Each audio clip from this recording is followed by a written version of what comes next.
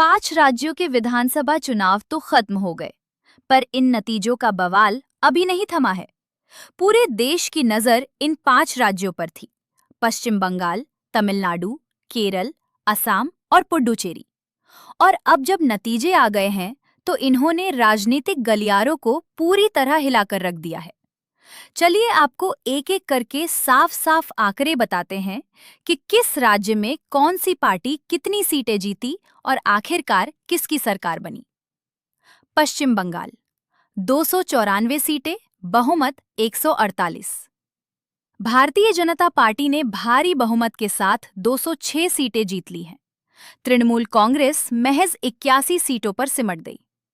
कांग्रेस को 2 और वामपंथियों को 1 सीट मिली। भाजपा पहली बार बंगाल में पूर्ण बहुमत के साथ सरकार बनाने जा रही है। ममता बनर्जी खुद अपनी सीट भवानीपुर से हार गई हैं। तमिलनाडु 234 सीटें, बहुमत 118। अभिनेता विजय की नई पार्टी टीवीके ने कमाल कर दिया, 108 सीटें जीत ली। डीएमके गठबंधन को 73 और एआईएडीएमके गठबंधन को 53 सीटें मिली।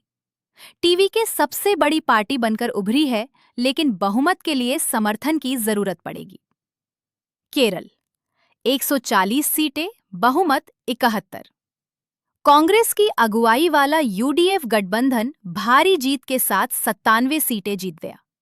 एलडीएफ मात्र 35 से 39 सीटों पर सिमट गया। 10 साल बाद केरल में यूडीएफ की सरकार बनने जा रही है। असम 126 सीटें, बहुमत 64।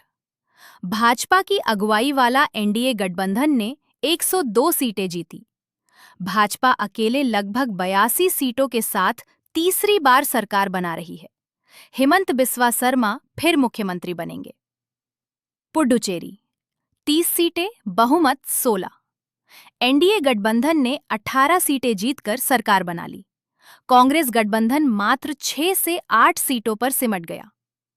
दोस्तों, कुल मिलाकर भाजपा और एनडीए ने बंगाल, असम और पुडुचेरी में बड़ी जीत हासिल की, जबकि तमिलनाडु में विजय की टीवीके और केरल में कांग्रेस वाले यूडीएफ ने कमाल किया। लेकिन इन नतीजों पर सबसे तीखी प्रतिक्रिया दी है नेता प्रतिपक्ष राहुल गांधी ने। राहुल गांधी ने अपने आधिकारिक एक्स अकाउंट पर लिखा, असम और बंगाल दोनों जगह चुनाव भाजपा द्वारा चुनाव आयोग के सहयोग से छीन लिए गए हैं। हम ममता जी से पूरी तरह सहमत हैं। बंगाल में 100 से ज्यादा सीटें छीनी गई हैं। उन्होंने आगे कहा, चुनाव चोरी, संस्था चोरी, अब और चारा ही क्या है। राहुल गांधी ने मध्य प्रदेश, हरियाणा, महाराष्ट्र और लोकसभा चुनाव 2024 का भी जिक्र करते हुए चुनाव आयोग पर भाजपा के साथ मिलीभगत का आरोप लगाया। उन्होंने तमिलनाडु के विजय को फोन करके बधाई दी और केरल की यूडीएफ जीत पर भी खुशी जताई। इसी के साथ पश्चिम बंगाल की मुख्यमंत्री ममता बनर्जी ने इन नतीजों को पूरी तरह खारिज कर दिया है। उन्होंने इसे अनैतिक जीत बताया और कहा कि ये नैतिक जीत नहीं बल्कि लूट है।